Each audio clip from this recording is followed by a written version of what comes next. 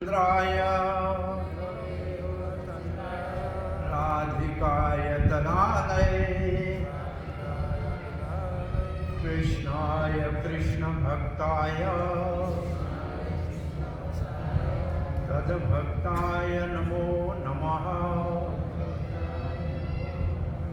ओम नमो भगवते वासुदेवाय। ओम नमो भगवते वासुदेवाय।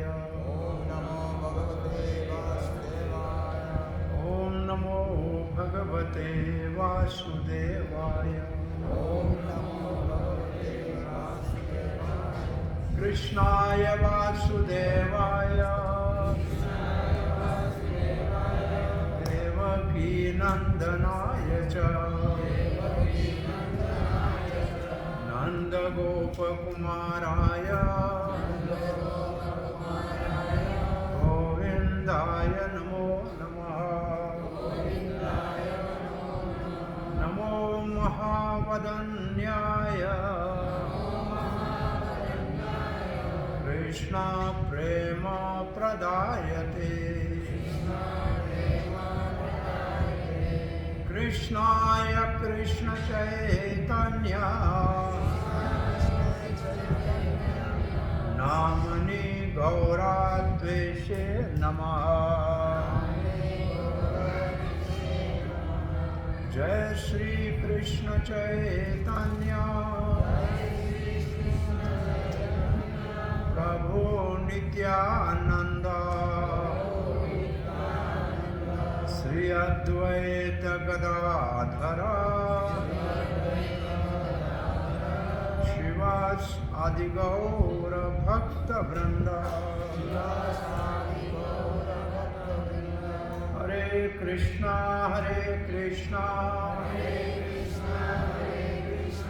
कृष्ण कृष्ण हरे हरे हरे राम राम राम हरे हरे। जय जय श्री चैतन्य जय नित्यानंद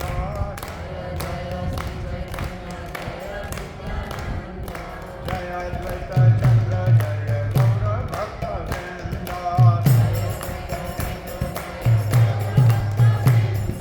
जय जय श्री चैतन्य जय नित्यानंद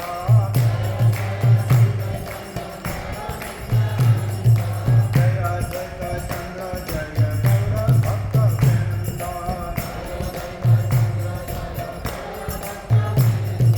जय जय श्री चैतन्य जय नित्यानंद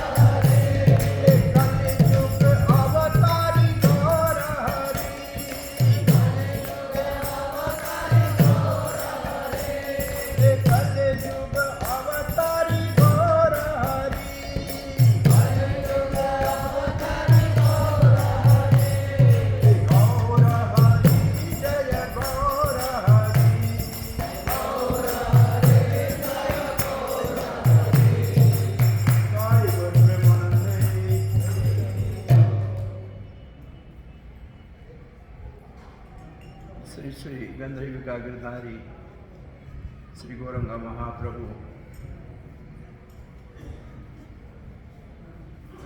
की अनुकंपा और मर्सी से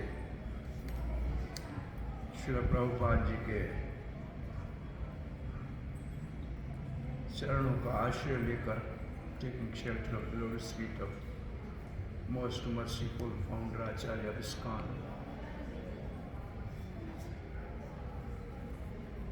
we are approaching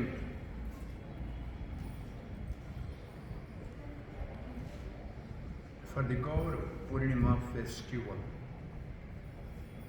Gaur Purnima उत्सव 4 दिन में आने वाला है।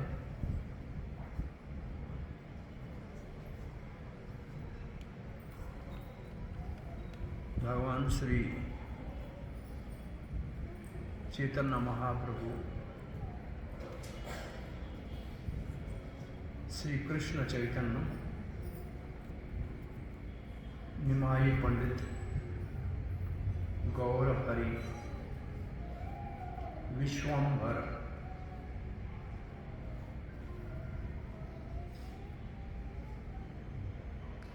जैसे भगवान श्री कृष्ण स्वयं नंद नंदन यशोदा नंदन गौलोक अधिपति ब्रह्मा जी के एक दिन में 28वीं चतुर्युगी के द्वापुर के अंतिम चरण में इस ब्रह्मांड के इस भूमि के मथुरा मंडल में अवतार लेते हैं। हर ब्रह्मा जी के दिन में, और भगवान श्री कृष्ण के अवतार का मुख्य उद्देश्य जो पर्पस है वो है भगवत प्रेम का प्रकाशन करना।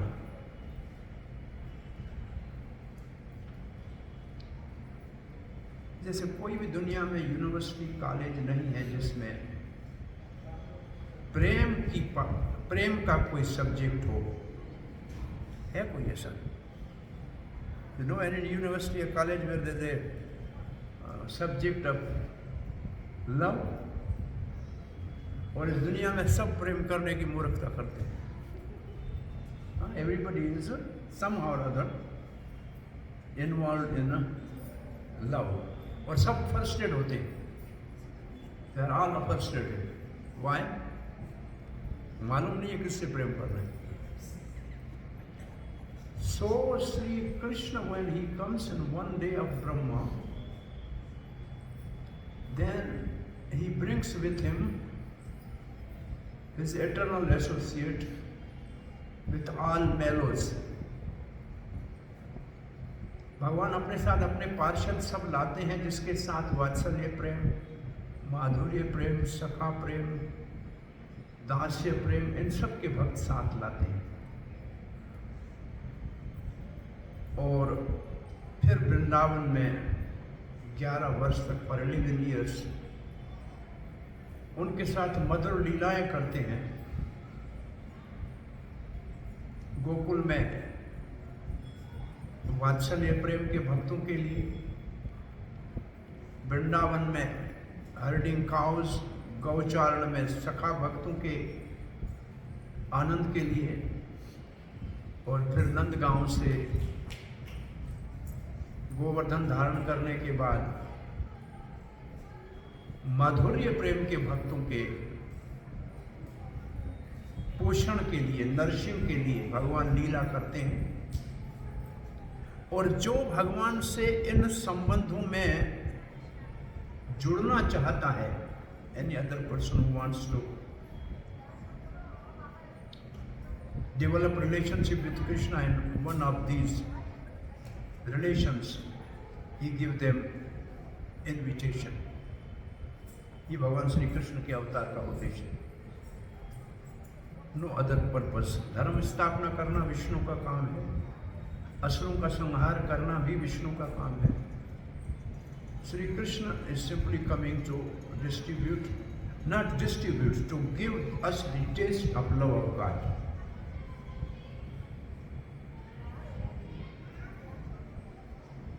और इसके लिए to give the taste of love of God, the process is devotional service.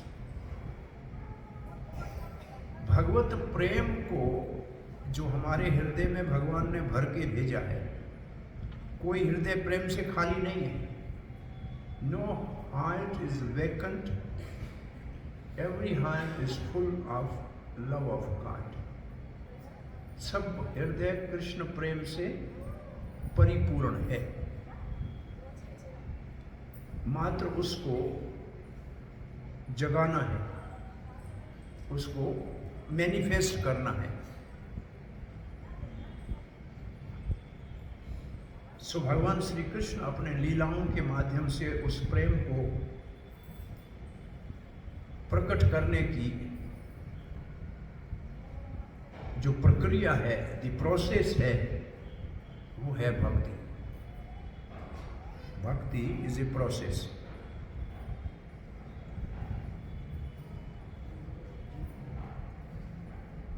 और भगवान श्री कृष्ण जब स्वयं आते हैं द्वापर के अंतिम चरण में, उसके बाद कभी कभी,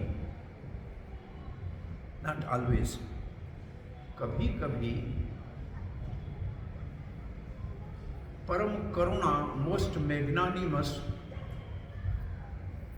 भगवान श्री चैतन्य महाप्रभु उसी कृष्ण प्रेम को बांटने के लिए आते हैं। हर बार नहीं, वंस इन ए वाइल। जो कृष्ण जिस प्रेम की पाठशाला खोल के प्रेम को प्रकट करने के लिए भक्ति का माध्यम दे के जाते हैं, उसी कृष्ण प्रेम को डिस्ट्रीब्यूट करने के लिए भगवान श्री चैतन्य महाप्रभु आते हैं। तो कृष्ण प्रेम जो हमारे अंदर है, वो प्रकट क्यों नहीं होता?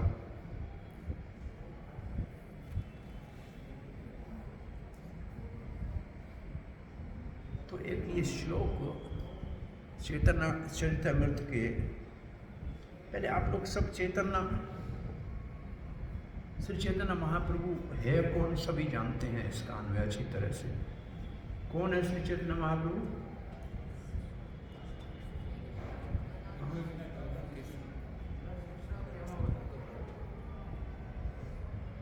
श्री भगवान स्वयं श्री कृष्ण है। नंद नंदन श्री कृष्ण अब सचिनंदन गौर हरिहर, बलराम हुई लोलिताई। फिर भी श्री कृष्ण में और चैतन्य महाप्रभु में फर्क है। There is still difference between Chaitanya Mahaprabhu and Krishna. Krishna plus भक्ति नैपुण्य, कृष्णा प्लस भक्ति नैपुण्य means perfection of devotion is equal to Sri Chaitanya Mahaprabhu.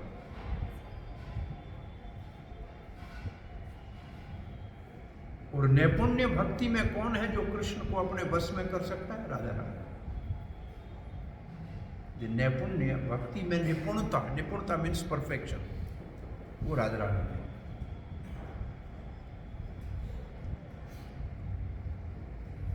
सो चैतन्य महाप्रभु के चैतन्य चरितामृत कृष्णदास कविराज गोस्वामी का ये प्रकाशित ग्रंथ है,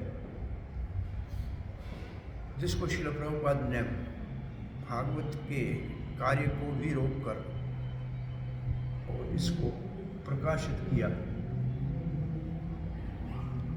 कितना 17 वॉल्यूम में, कितने में 17 वॉल्यूम में 17 वॉल्यूम में किया। बंगाली से इंग्लिश में ट्रांसलेशन किया और फिर भक्तिचारू स्वामी महाराज को कहा कि इसको वापस बंगाली में ट्रांसलेट करो। बंगाली से इंग्लिश में करके फिर भक्तिचारू महाराज को कहा कि इसको वापस बंगाली में ट्रांसलेट करो।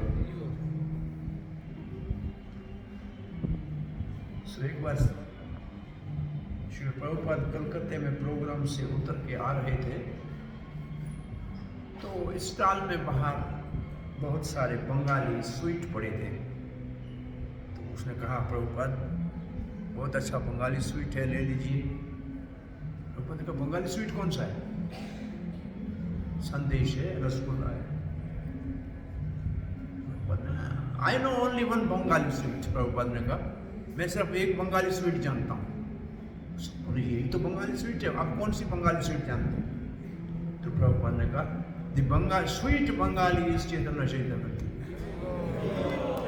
तो बंगाली जो स्वीट है वो चैतन्य चैतन्य। सो चैतन्य भागवत तो वृंदावन दास ठाकुर ने लिखा, वो तो व्यास है, चैतन्य लीला का व्यास है। फिर भी जो चैतन्य महाप्रभु के जगन्नाथपुरी के पास टाइम है। अब चैतन्य चैतन्य 3 भाग में है, आप लोग सब जानते हैं, आदि लीला, मध्य लीला और अंत्य लीला। भगवान श्री चैतन्य महाप्रभु के जन्म से लेकर संन्यास लेने तक आदि लीला। संन्यास लेने के बाद जगन्नाथपुरी जाना और जगन्नाथपुरी के बाद 6 वर्ष तक दक्षिण भारत में भ्रमण करना, मध्य लीला। और शेष 18 वर्ष 18 ईयर्स जगन्नाथपुरी में रहना, ये अंत्य लीला। सो आदि लीला के दूसरे अध्याय का पहला श्लोक है। हर अध्याय के पहले श्लोक में चक्रवर्ती पाद एक संस्कृत का श्लोक लिखते हैं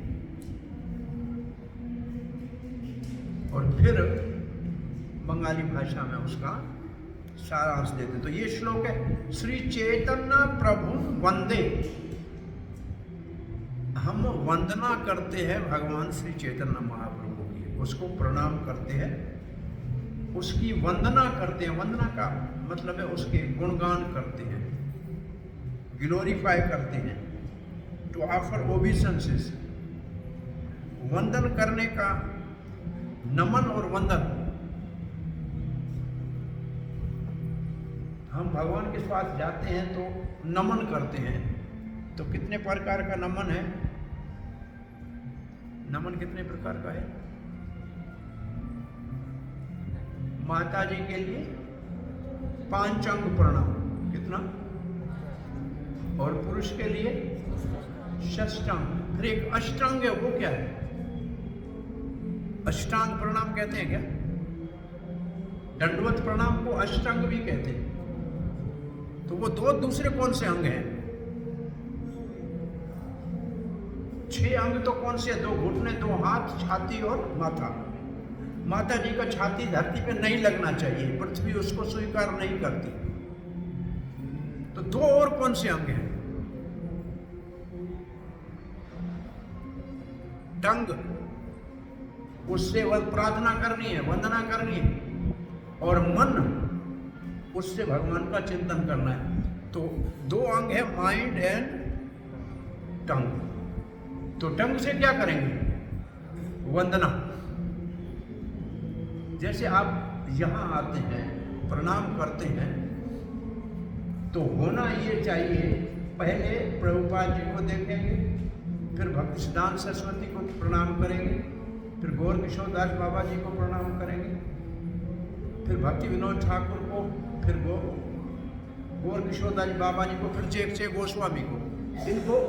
इनको कहेंगे हम नहीं जानते कौन है ऊपर, हम आपको शरण लेते हैं, उनके चरणों में हमारी सेवा को आप समर्पित कीजिए। फिर 6 गोस्वामी के बाद पंच तत्व, और फिर यहाँ आप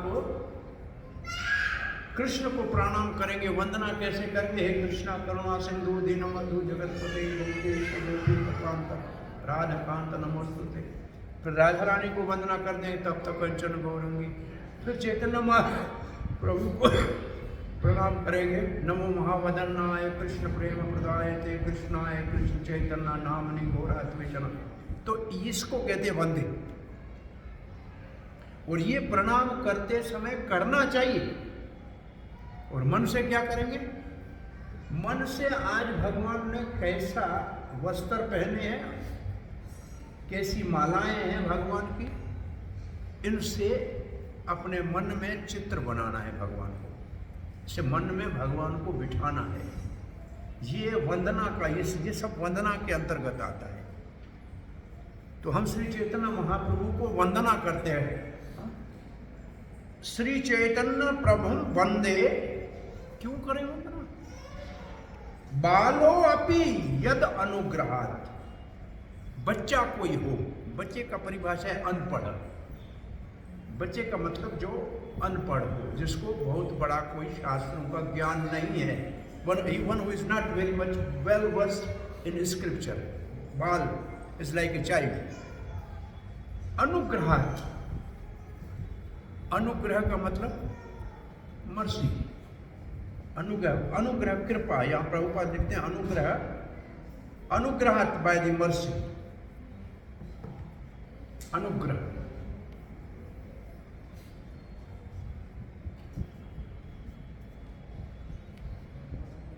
चैतन्य महाप्रभु का हम प्रणाम करते हैं जिसके अनुग्रह से। अब अनु शब्द ग्रह के पीछे क्यों है? अनुग्रह है। अनु मतलब फॉलो, अनु का मतलब किसी के पीछे चलना। इसका अर्थ है कि चैतन्य महाप्रभु की कृपा कब मिलेगी? जब हम उनकी परंपरा के सारे ही आचार्यों के चरणों में शरण लेंगे, अनुग्रह तब मिलेगा। अब एक सिद्धांत ये समझ लो, आज चैतन्य महाप्रभु का अनुग्रह कब मिलेगा? जब नित्यानंद प्रभु कृपा करेंगे। चैतन्य महाप्रभु का अनुग्रह नित्यानंद प्रभु की कृपा से मिलेगा। नित्यानंद प्रभु अनुग्रह कब करेंगे? जब उनका प्रतिनिधि गुरु जी अनुग्रह करेगा। और नित्यानंद का प्रतिनिधि गुरु जी, जब गुरु जी अनुग्रह करेगा। यस्य प्रसादा भगवत प्रसादो यस्य प्रसादानगति कुटुंबी। भगवान की प्रसन्नता कब होगी? अनुग्रह कब होगा? जब गुरु का अनुग्रह होगा। और गुरु का अनुग्रह है नित्यानंद प्रभु का अनुग्रह। नित्यानंद प्रभु किसके ऊपर कब अनुग्रह करते हैं?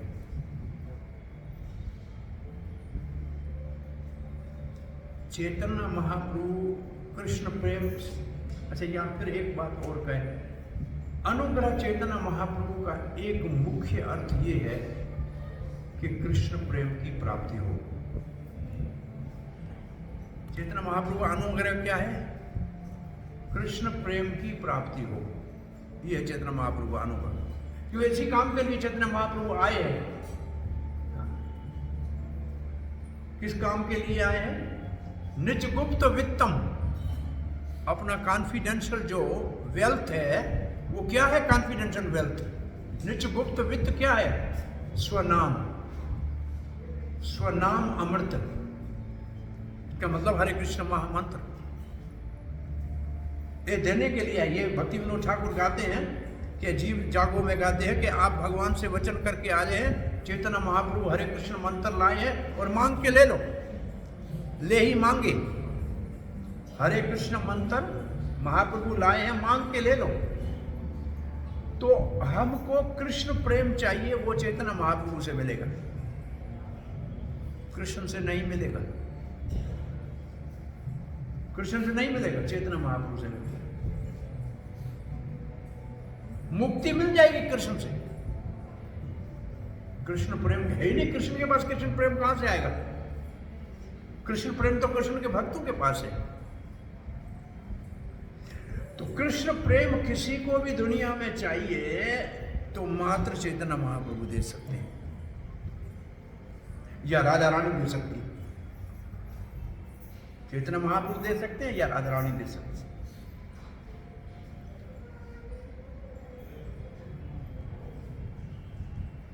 और चैतन्य महाप्रभु उसी को देते हैं जिसका नित्यानंद रिकमेंड करते हैं। चैतन्य महाप्रभु उसी को देंगे कृष्ण प्रेम जिसको नित्यानंद रिकमेंड करेंगे। और नित्यानंद किसके लिए रिकमेंड करते हैं? जो जगाई एंड माधाई जैसे लोगों को जाके प्रचार करता है, जो जगाई माधाई जैसे लोगों को प्रचार करने के लिए रिस्क उठाता है, उसी को नित्यानंद प्रभु सिफारिश करते हैं, उसको रिकमेंड करते हैं कि इसको कृष्ण प्रेम दे दीजिए। अब श्री प्रभुपाद ऐसे एक आचार्य हैं जिन्होंने कई जगाई मधाई से भी पतित लोगों का पाश्चात्य देश में उद्धार किया। इसलिए चैतन्य महाप्रभु और नित्यानंद प्रभु के बहुत प्रिय श्रील प्रभुपाद की सेवा है विशेष रूप से। और इसलिए श्रील प्रभुपाद गौरवाणी प्रचार करने के लिए चैतन्य महाप्रभु के द्वारा अनुग्रहित हुए। ये अनुग्रह की बात हो रही है, अनुग्रहित हुए। तो चैतन्य महाप्रभु का अनुग्रह अनपढ़ को भी मिल सकता है, बच्चे को भी मिल सकता है।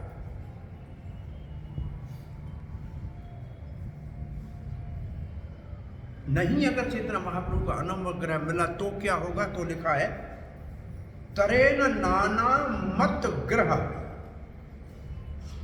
नाना मत ग्रह का मतलब है ये संसार सागर है, इज ओशन, मटेरियल ओशन। इसमें बहुत सारे ग्रह का मतलब क्रोकोडाइल है। क्रोकोडाइल ग्रह कहते हैं क्रोकोडाइल को, जो आप जैसे गिरोगे समुद्र में आपको निगल जाएगा। तो कौन से ग्रह है समुद्र में? नाना, बहुत सारे, मैनी। मैनी क्या है? ग्रह है। नाना मत, मत मीन्स डिफरेंट फिलॉसफीज। ये संसार में बहुत सारे फिलॉसफीज इतनी ज्यादा हैं कि लोग बहुत कंफ्यूज हैं। अब बाहर जाके पूछो, यहाँ ये तो बहुत सुंदर, यहाँ एंटर करते हैं सब जगह मंदिर मंदिर है, लेकिन जाके पूछो उनको भगवान कौन है, तो आप 100 लोगों से पूछो, 100 लोगों का जवाब अलग अलग होगा। नहीं, everybody will give a different answer.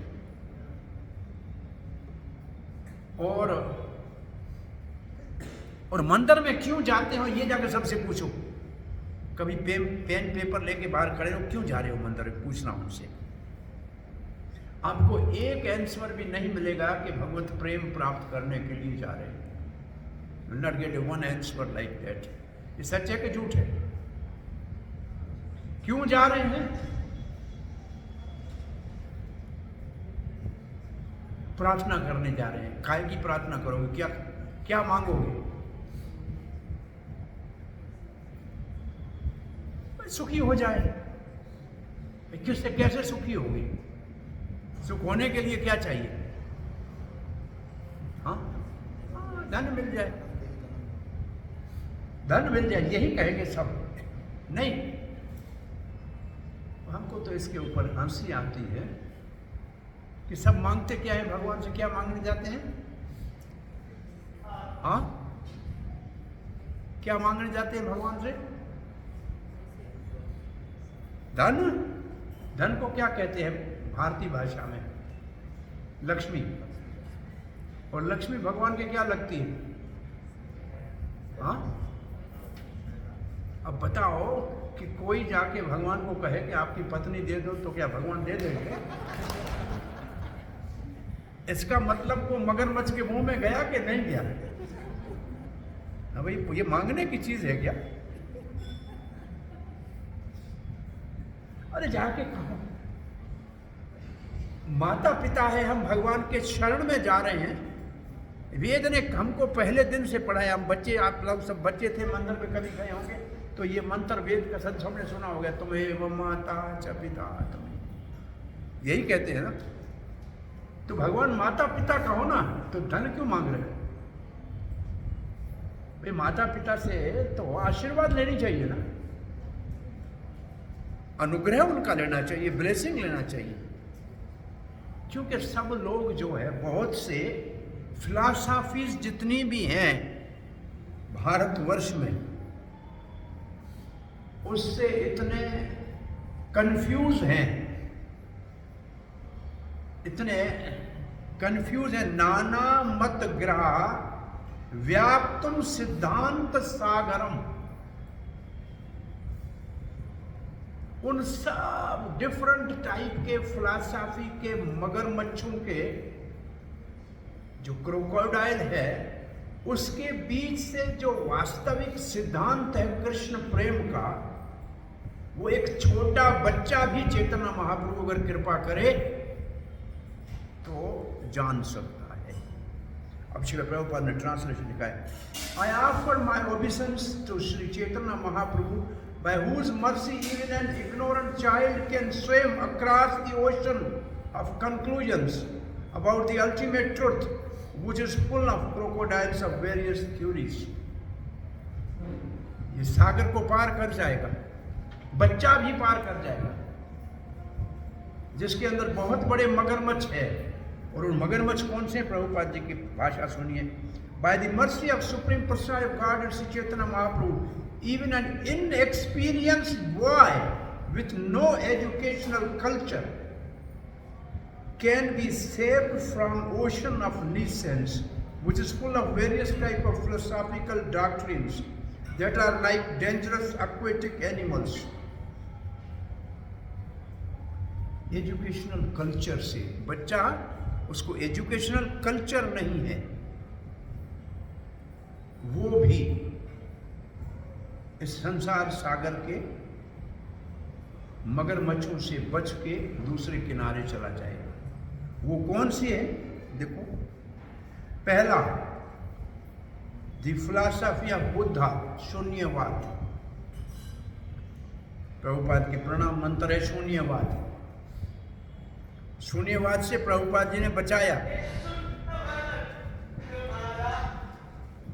हरे कृष्ण। शून्यवाद number 1। Number 2, argumentative presentation of the ज्ञानीज, अद्वैतवाद, मायावाद। ये है कौन? निर्विशेषवाद। ये दूसरी कौन सा वाद है? निर्विशेषवाद। अब श्रील प्रभुपाद का प्रणाम मंत्र पढ़िए। नमामि विष्णुपदाय कृष्ण पृष्ठाय भूतले श्रीमते भक्ति वेदांत स्वामी नमस्ते सरस्वती देव गौरवाणी प्रचार। निर्विशेष शून्यवादी पाश्चात्य देश तारने, पाश्चात्य देश वालों को निर्विशेष और शून्यवाद से तारा। और निर्विशेष है ज्ञानी और शून्यवाद है बुद्ध। और यहाँ की फिलॉसफी यहाँ की है। पाश्चात्य देश में इतनी पहुंच गई थी कि सब उसमें डूबे हुए थे। तो ये दो तो ये हो गई। तीसरा क्या है? तीसरा है योग सिस्टम ऑफ पतंजलि। ये तीसरा क्रोकोडाइल है, योग सिस्टम ऑफ पतंजलि। अरे भाई, योग का उद्देश्य क्या होता है? What is the purpose of yoga? To connect with God. The climax of yoga is samadhi, जिसमें हृदय में भगवान का दर्शन करना है। पतंजलि के योग के 8 अंग है। यम, नियम, आसन, प्राणायाम, प्रत्याहार, ध्यान, धारणा, समाधि। लेकिन आज जिस योगा को प्रचलित होकर आप चारों ओर देखते हैं, केवल 2 चीजें, आसन और प्राणायाम। और वो भगवान को पाने के लिए नहीं है। स्वस्थ अच्छा हो जाए, क्या करोगे? भोग करेंगे। तो ये योगा है कि भोगा है? ये योगा है कि भोगा है? ये भोगा है। पतंजलि ने कहा है चित्तवृत्ति निरोध करो। चित्तवृत्ति निरोध योग उच्यते। पतंजलि तो ऐसे कहते हैं। चित्त की वृत्तियों को रोको, मन को इंद्रियों के द्वारा विषयों के भोग में जाने से रोको, मन को अंतर्मुखी करो और हृदय में भगवान का दर्शन करो। ये है पतंजलि योग। नहीं दंत मंजन बेचो, ये तो नहीं है पतंजलि योग। ये बात समझ में नहीं आ रही। ये क्रोकोडाइल तीसरा। चौथा है Gautam system of philosophy, Kanad की, कपिल की, दत्तात्रेय की। अब ये सब बड़े पूजनीय भारत की 6 दर्शन है, इसको कहते हैं 6 दर्शन। भारत के जो आध्यात्मिकता है उसके ये 6 दर्शन है। गौतम का है, कणाद का है, मीमांसा, उत्तर मीमांसा, पूर्व मीमांसा, और यहां तक लिख दिया नास्तिक कपिल का सांख्य, और फिर दत्तात्रेय तो भगवान विष्णु का अवतार है, अत्रि और अनुसुईया का बेटा है, और भगवत गीता और भागवत में इसके अवतारों में गिना हुआ है। लेकिन इसके अनुयायी जो हैं वो सब सन्यासी हैं, और वो एक दूसरे को कहते हैं नमो नारायण, तुम भी नारायण मैं भी नारायण। ये उनकी फिलॉसफी है, तुम भी नारायण मैं भी नारायण, नमो नारायण। और ये सब दत्तात्रेय के पास, एक दत्तात्रेय का एक बहुत बड़ा जूनागढ़ में पर्वत के ऊपर मंदिर है, बहुत सीढ़ियों के बाद ऊपर जाना पड़ता है, और ये साल में या कुंभ मेले के बाद सब उधर जाते हैं महात्मा। लेकिन ये फिलॉसफी कौन सी है? भगवान के प्रेम की नहीं है। और ये सारे इतने सारे मत हैं ocean. By the grace of Chaitanya Mahaprabhu, one can have real understanding of essence of knowledge by avoiding these sectarian views and accepting lower spirit of Krishna as the ultimate goal of life. Let us all worship Lord Chaitanya Mahaprabhu for his gracious mercy to the conditioned souls. अब इसका practical example ये है, ISKCON के नए भक्त को, अभी एक नया आया है ना, उससे भी पूछो कि भगवान कौन है, तो बिना सोचे के कह देगा कौन है भगवान? भगवान श्री कृष्ण है, ऐसे सीधा बोल देगा, वो इधर उधर देखेगा नहीं। और ये कैसे डिटर्मिनेशन कहां से आई? चैतन्य महाप्रभु के अनुग्रह से। अब मैं इसको दूसरी लैंग्वेज में अगर आपको समझाऊं, ये सारे ही महात्मा पूजनीय हैं। भारतीय दर्शन के ये बहुत बड़े ऋषि हैं, और भी बहुत सारे ऋषि हैं। जैसे आज से 10 साल पहले हमारे पास 1000 का नोट भी था, लेकिन आज तो वो नहीं है। उसको वो भी लिखा हुआ है कि रिजर्व बैंक ऑफ इंडिया नहीं छापा था, बोनाफाइड था ना। आज काम आएगा वो, उससे कोई चीज मिलेगी? आज नहीं मिलेगी ना। ऐसे ये सारी फिलॉसफी हो सकता है कि अपने समय पे ऊपर वैलिड थी, वो उस वक्त की करंट करेंसी थी, लेकिन अब वो सारी क्या हो गया? एब्सोल्यूट हो गई। अब करंट करेंसी कौन है? इसलिए टीचिंग ऑफ चैतन्य महाप्रभु, ये करंट करेंसी। ये जो इस वक्त करेंसी, क्या बोला? करंट करेंसी है भगवान का नाम लेना। और चैतन्य महाप्रभु करंट करेंसी जो है, उसी से आपको खरीदना है क्या? भगवान का नाम का हट खोला है, कृष्ण प्रेम खरीदना है, वो तो करंट करेंसी है। वो उसके ऊपर लिखा है reserve bank of Chaitanya Mahaprabhu. ये जो नई करेंसी है, इसी से आपके जीवन का उद्देश्य भगवान के कृष्ण के प्रेम को प्राप्त होगा। बहुत से मंदिर कृष्ण के भारत में हैं, लेकिन कृष्ण प्रेम की शिक्षा कहीं नहीं मिलती है, जाके देख लेना।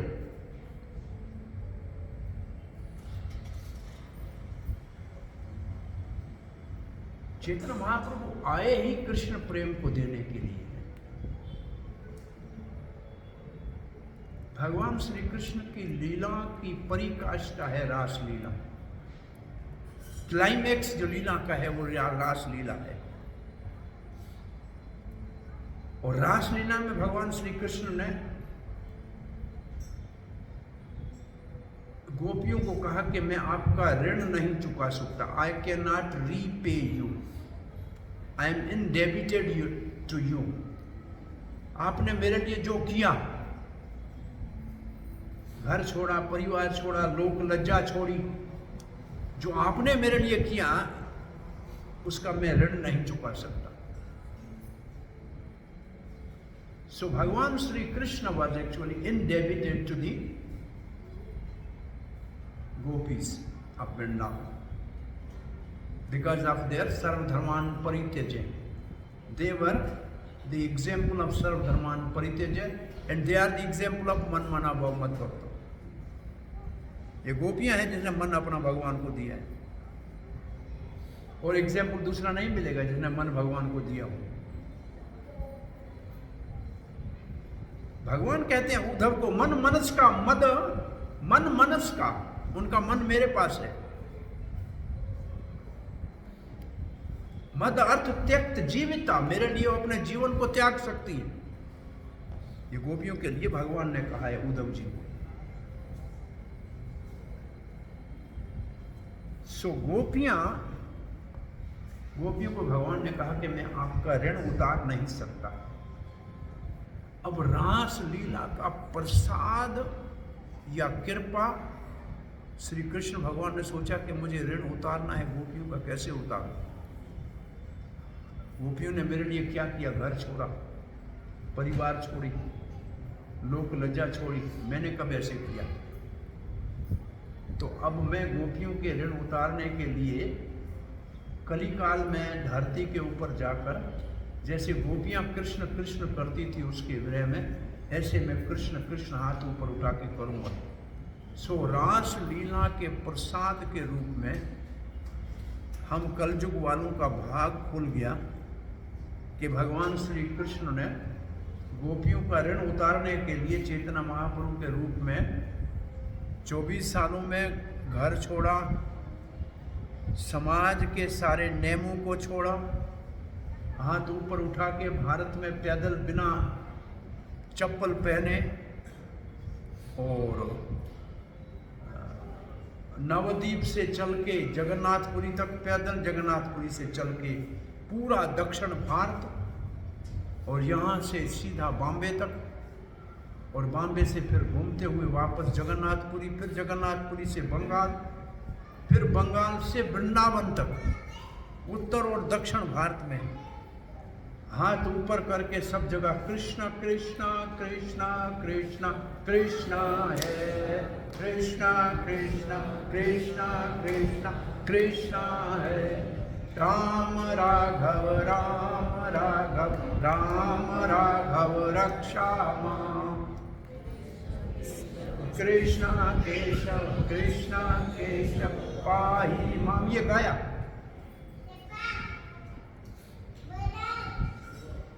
और सबको निमंत्रण दिया, आओ आओ।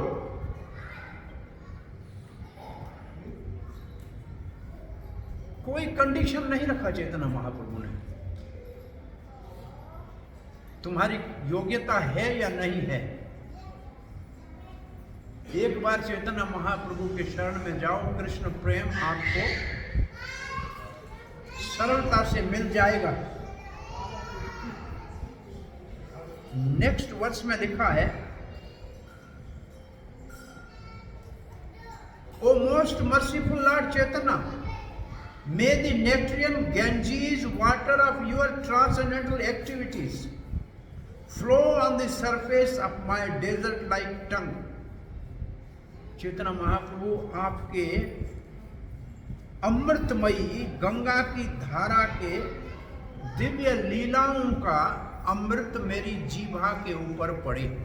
जो कैसी है जीभा? डेजर्ट जैसी है, उसके ऊपर पड़े। Beautifying these waters are the lotus flowers of singing dancing. और ये जो अमृत है चैतन्य महाप्रभु, उसमें है क्या? गानम नृत्यम, गाना, नृत्य करना,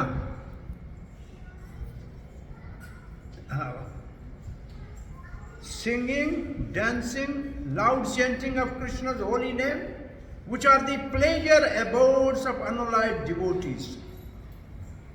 वो शुद्ध भक्तों का बहुत बड़ा ये abode है। These devotees are compared to swans, ducks and bees. The rivers flowing produce a melodious sound that gladden their ears. So, ये दो श्लोक कविराज गोस्वामी ने संस्कृत में लिखे हैं। चैतन्य महाप्रभु का जो गौर पूर्णिमा, उनका प्रकट्य दिवस आ रहा है, 25 तारीख को है। और सायंकाल के समय, इन द इवनिंग, जिस दिन चैतन्य महाप्रभु का प्रकट्य हुआ, उस दिन चंद्रमा ने देखा कि गौर चंद्र प्रकट हो रहे हैं, तो मेरे प्रकाश की कोई आवश्यकता नहीं है।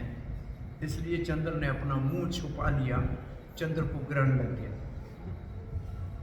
भाई जब गौर चंद्र आ रहा है तो प्राकृत चंद्र की क्या आवश्यकता, इसलिए चंद्र का ग्रहण हो गया।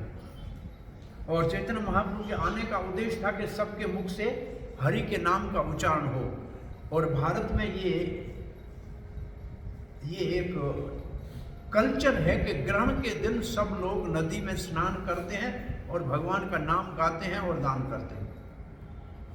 अभी कोई नहीं करता है ग्रहण के, कोई करता है या नदी में जाके स्नान?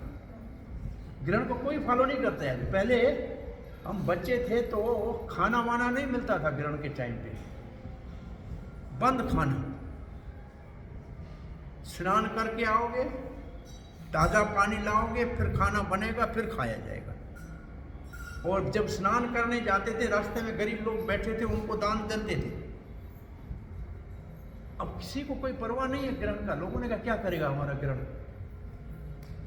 तो हमने कहा ग्रहण की न पालन की वजह से जो दोष होते हैं, the faults which somebody don't follow the rules of ग्रहण, जो फॉल्ट होनी चाहिए वो पहले ही तुम में हो, अब ग्रहण तुम्हारा क्या बिगाड़ेगा?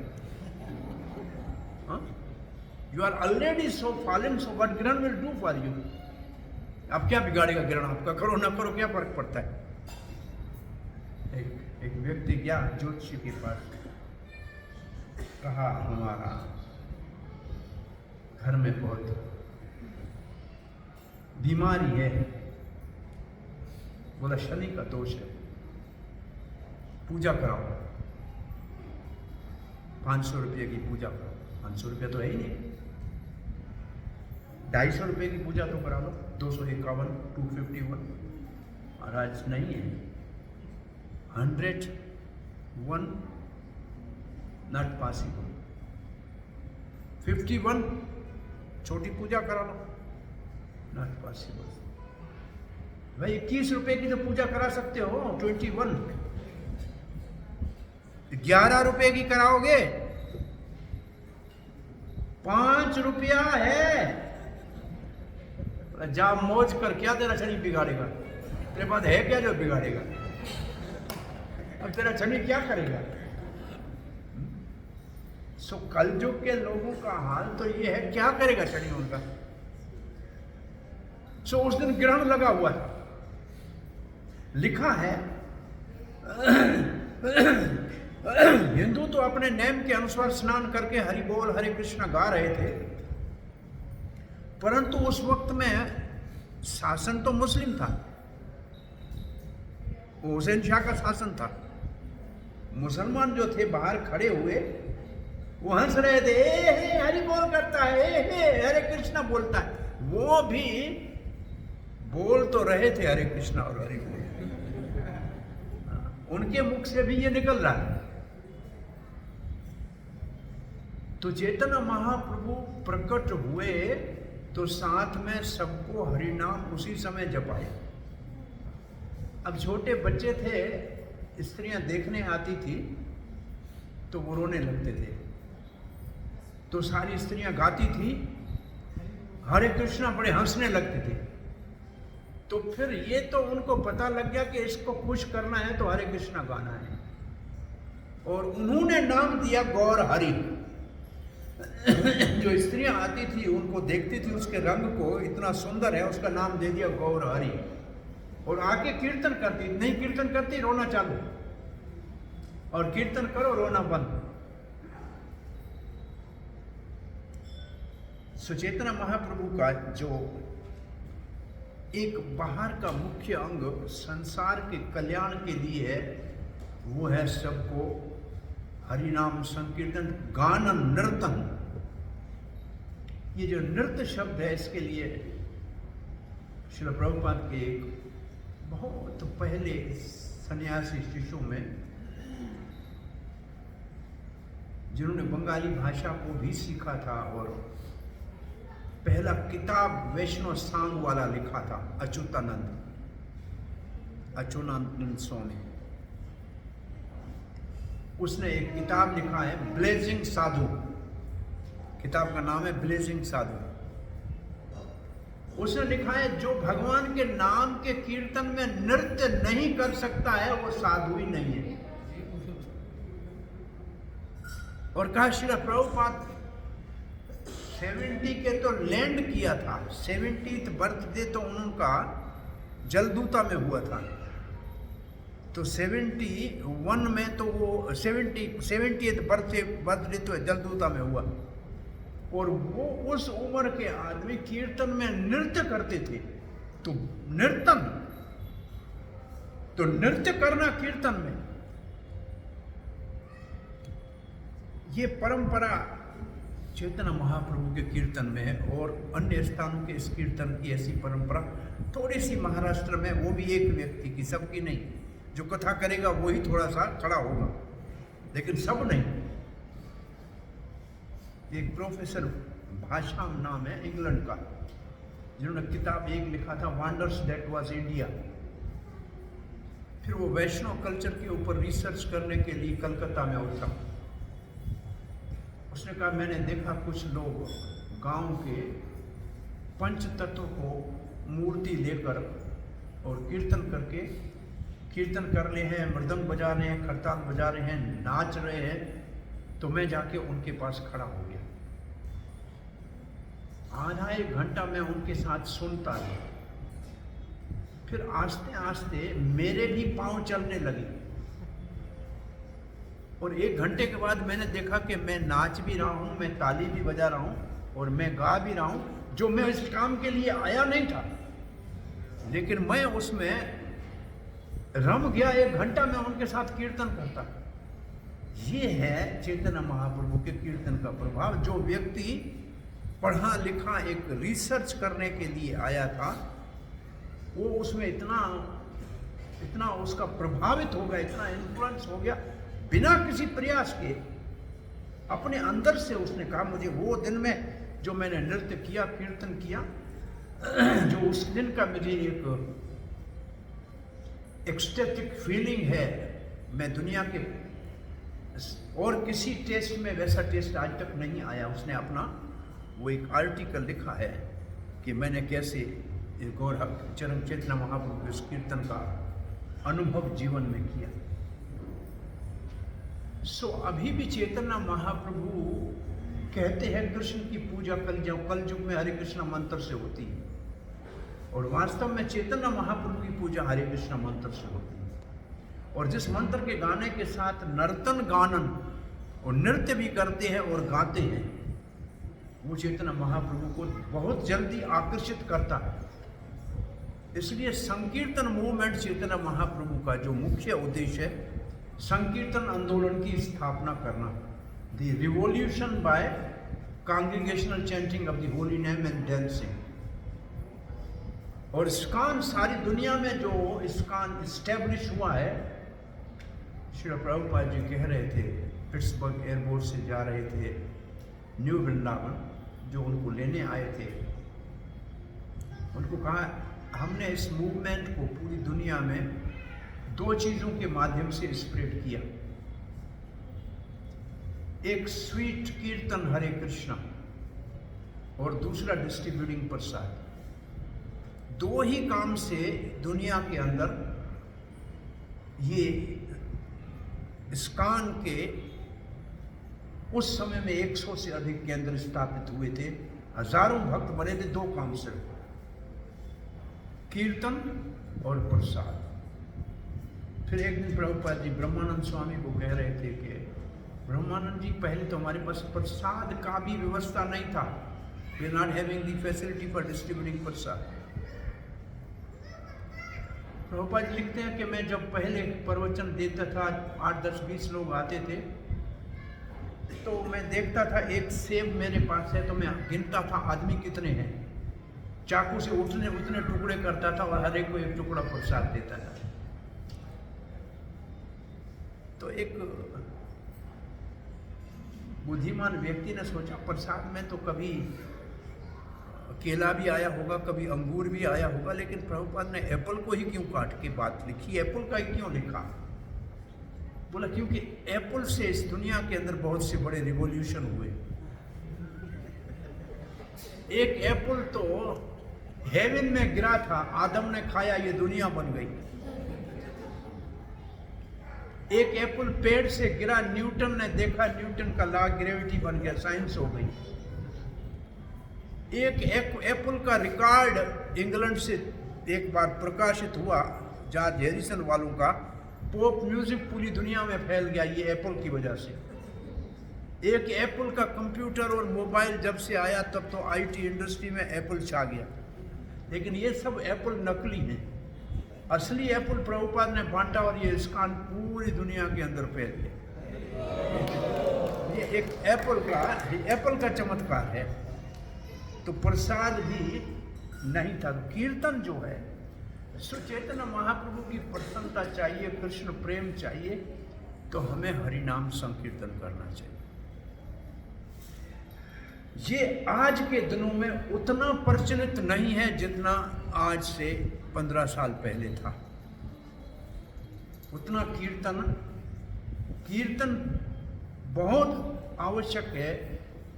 प्रचार का सबसे पावरफुल चैतन्य महाप्रभु की मर्सी का ये एनपावर जो सिस्टम है वो है कीर्तन। इस गौर पूर्णिमा से ऐसे कमिट करना चाहिए कि कम से कम 1 वीक या 2 वीक हम हरिनाम संकीर्तन डिफरेंट एरियाज में निकालेंगे। हरिनाम संकीर्तन डिफरेंट एरियाज में निकालने का योजना है। एटलीस्ट 1 वीक कम से कम ये गौर पूर्णिमा से डिसाइड करो। अब मैं आपको एक मॉरिशस छोटा सा आइलैंड है, 12 लाख की 12 लाख पॉपुलेशन, 1.2 मिलियन। हमारे 2 बड़े मंदिर हैं और भी छोटे छोटे मंदिर हैं। 2 दिन हफ्ते में हरिनाम होता है। हरिनाम की अपनी बस है। हरिनाम का एक छोटा सा रथ है जो फोल्डेबल है और उसके ऊपर गौरनिताय और रथ, जहां हरिनाम निकलेगा वह नहीं तो भी 100-200 से ज्यादा लोग इकट्ठे होंगे। एक पुलिसमैन भी रास्ता साफ करता हुआ चलेगा। लोग पुस्तक वितरण करते हुए चलेंगे, प्रसाद वितरण करते हुए घरों में जाएंगे और फिर एक जगह जाके उसको एंड करेंगे, वहां सबके लिए प्रसाद होगा। ये उनका संकीर्तन 2 दिन हफ्ते में डेफिनेट है। और उसके लिए बस है, जो नहीं आते हैं उन लोगों को उस जगह बस में ले जाना, वापस छोड़ के आना, वो डिपार्टमेंट है पूरा। फिर मैं ये बात कही अहमदाबाद में फार्म के ऊपर, तो उन्होंने रथ तो नहीं, फिर एक सर के ऊपर उठाने वाला गौर नित्य बनाया, बहुत अच्छा चढ़ा मन। और फिर अब वो उस शहर में जाते हैं, हरिनाम कीर्तन करते।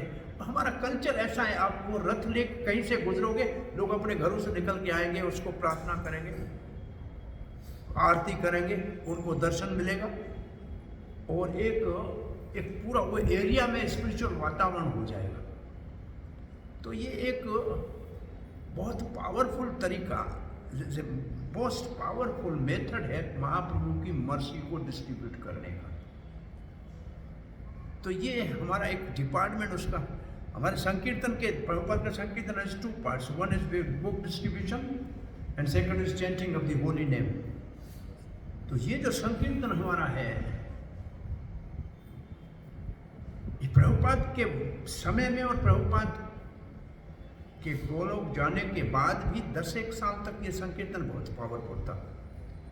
अब आस्ते आस्ते ये संकीर्तन जो है बहुत ही सीमित मंदिर तक हो गया है। मंदिर में भी अब थोड़ा सा नृत्य करते हैं भक्त, लेकिन बहुत ज़्यादा वैसा उत्साह वाला माहौल बहुत नहीं है।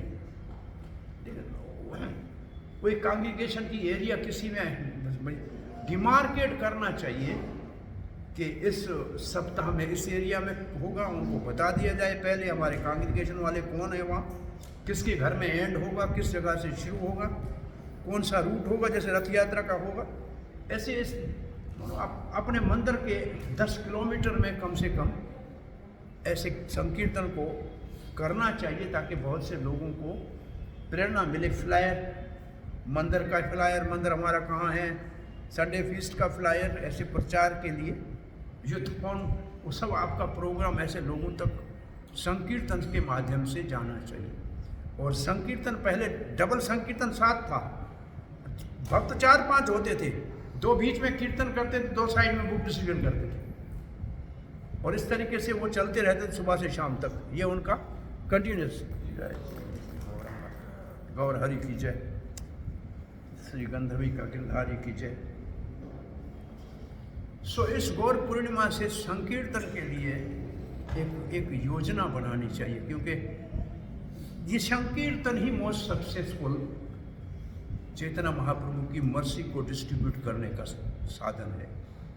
छोटा सा रथ, फोल्डेबल रथ बन जाता है, अपनी कार के पीछे रख के लेके जाओ, खोल के सीधा कर लो, ऊपर तैयार कर लो, खींच के चलो रोड के अंदर, एरिया के अंदर। ये कीर्तन रथ जब तक बने तब तक गौर निताय को सर के ऊपर लेना। और ये हरिनाम संकीर्तन ही चैतन्य महाप्रभु की कृपा को बांटने का सबसे शक्तिशाली साधन है, और इसी से हम चैतन्य महाप्रभु के अनुग्रह को प्राप्त कर सकते। और ये अनुग्रह मिल गया तो इस संसार के सारे अन्य जो दर्शन जिससे लोग परेशान हैं उनको मुक्त करा के हरिनाम संकीर्तन के माध्यम से सबका उद्धार किया जा सकता है कलयुग में। सो चैतन्य महाप्रभु की प्रसन्नता के लिए, श्री प्रभुपाद की प्रसन्नता के लिए इस संकीर्तन आंदोलन को पुनः रिवाइव करना चाहिए, ये बहुत आवश्यक है। हरे कृष्ण। Thank you. 1 घंटा हो गया पूरा।